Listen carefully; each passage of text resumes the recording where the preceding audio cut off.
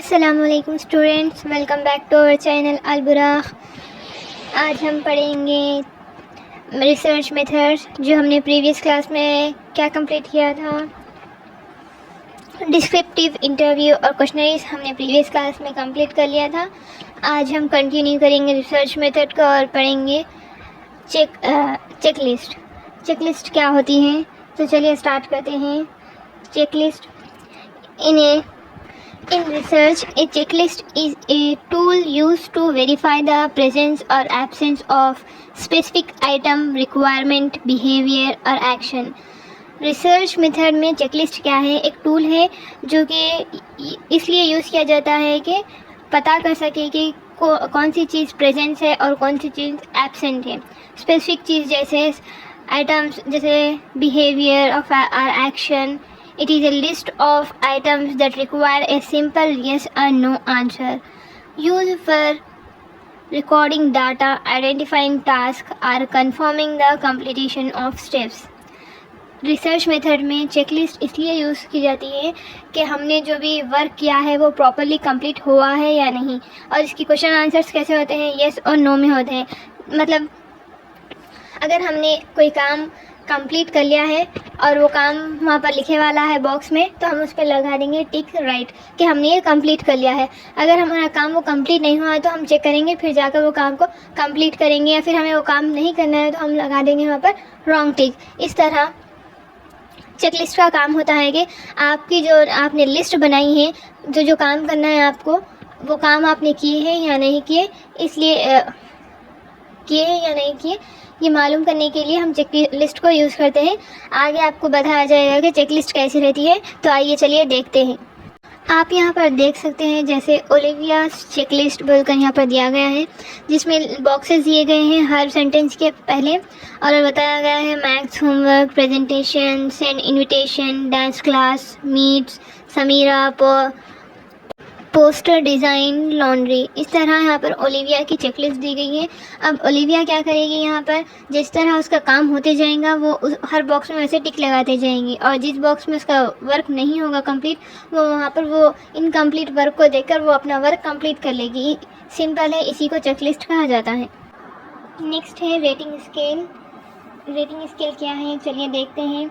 आप लोगों ने देखा होगा कि हम जब कोई चीज़ ऑर्डर करते हैं या फिर हम किसी चीज़ का एक्सपीरियंस शेयर करते हैं तो हम उसे रेट करते हैं, जैसे 5 स्टार, 3 स्टार, 2 स्टार। इसी तरह रेटिंग स्टार होता है रिसर्च मेथड में।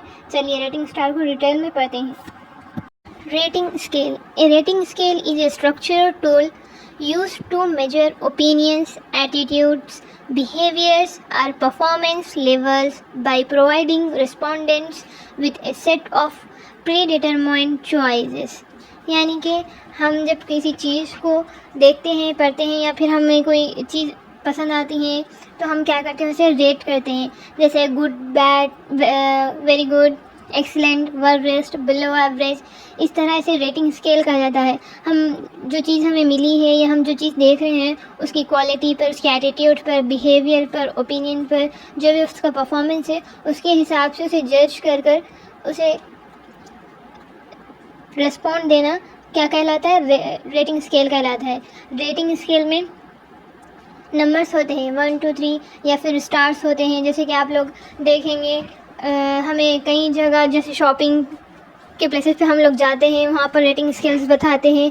स्टूडेंट्स में रेटिंग स्केल्स आप रिपोर्ट कार्ड में भी देख सकते हैं। और ये क्लोज एंडेड सर्वे क्वेश्चंस होते हैं जिसमें हम सिर्फ एग्रीमेंट के हिसाब से मतलब अपने एक्सप्रेशन दे सकते हैं, गुड, बैड, इस तरह। और हम इसमें न्यूमेरिकल नंबर्स के ज़रिए भी हम रेटिंग कर सकते हैं। तो चलिए हम देखते हैं एक रेटिंग स्केल। ये रही रेटिंग स्केल। आप इसमें देख सकते हैं कि rating scale of customer satisfaction. Customer के सेटिस्फैक्शन के हिसाब से कस्टमर क्या करता है, यहाँ पर रेट करता है। यानी कि जैसे 0 1 2 3 4 जैसे यहाँ पर नंबर दिखाए जा रहे हैं, वैसे वैसे जितना ज़्यादा नंबर बढ़ता जाएगा उतना वर्स्ट एक्सप्रेशन रहेगा, रेटिंग रहेंगी। इस तरह जितना कम नंबर रहेगा उतना ज़्यादा रेटिंग अच्छी रहेगी। इसको कहते हैं रेटिंग स्केल, जो कि नंबर्स में भी दी जा सकती हैं या फिर वर्ड्स में, जैसे good, bad, worst, excellent, very good, इस तरह भी हो सकती हैं। इसे रेटिंग स्केल कहते हैं।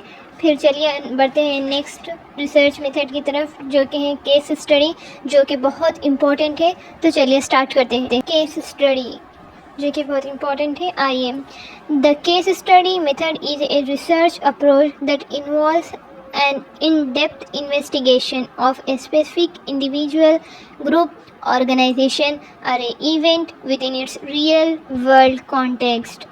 केस स्टडी क्या है? किसी भी चीज़ के बारे में इन डिटेल डेप्थ में जाके मालूमात को हासिल करना और उस पर सल्यूशन को लाना, कंक्लूजन करना, प्रॉब्लम को सॉल्व करना, किसी भी तरह से अपनी डेप्थ रिसर्च कर इसे केस स्टडी कहा जाता है। केस स्टडी में अक्सर multiple source of evidence use किए जाते हैं, यानी कि अगर आपको एक तरफ से एविडेंस नहीं मिल रहे हैं तो आप कई तरीक़े इस्तेमाल करके एविडेंस को लेकर आना है ज़रूरी होता है। क्वालिटेटिव और क्वांटिटेटिव डाटा कलेक्ट करना ज़रूरी होता है, यानी कि क्वालिटेटिव जो आप डाटा कलेक्ट करेंगे, जो भी एविडेंस इंफॉर्मेशन कलेक्ट करेंगे, वो उसकी क्वालिटी अच्छी रहनी चाहिए, और क्वांटिटेटिव और वो सफिशिएंट होना चाहिए डाटा, आपके प्रॉब्लम को सॉल्व करने के लिए सफिशिएंट होना चाहिए वो डाटा। और एक्सप्लोरेटरी और डिस्क्रिप्टिव, ये एक्सप्लोरेटरी फॉर्म में एक्सप्लेनेशन या फिर डिस्क्रिप्टिव जो हमने फर्स्ट टाइम पढ़ा था उस फॉर्म में भी दिया जा सकता है, जिसमें ऑब्जर्वेशन से लेकर कंक्लूजन तक दिया जाता है। केस स्टडी बहुत ज़्यादा इंपॉर्टेंट होती है। अक्सर स्कूल्स में टीचर केस स्टडी करते हैं उन बच्चों की जो ज़्यादातर एब्सेंट रहते हैं स्कूल में, या फिर उन्हें किसी चीज़ से प्रॉब्लम होती है, तो ज़्यादातर टीचर्स ऐसे स्टूडेंट्स की केस स्टडी करते हैं और उनकी प्रॉब्लम को सॉल्व करते हैं। अगर आप एज ए टीचर, अगर आपकी क्लास में आपके लेक्चर्स स्टूडेंट्स को समझ नहीं आ रहे हैं, तो आपको चाहिए कि आप केस स्टडी करें, आप ऑब्जर्वेशन करें फर्स्ट, आप प्रॉब्लम ढूंढें और प्रॉब्लम की सॉल्यूशन आपको ही ढूंढना होता है। प्रॉब्लम है या नहीं ये भी आपको ही ढूंढना होता है केस स्टडी में। और जो भी बच्चों के प्रॉब्लम्स हो रहे हैं, वो जिसमें अनकंफर्टेबल है, जो उन्हें समझ नहीं आ रहा है, आपको हर चीज़ ढूंढकर एविडेंस के साथ कलेक्ट कर सॉल्यूशन देना पड़ता है केस स्टडी में।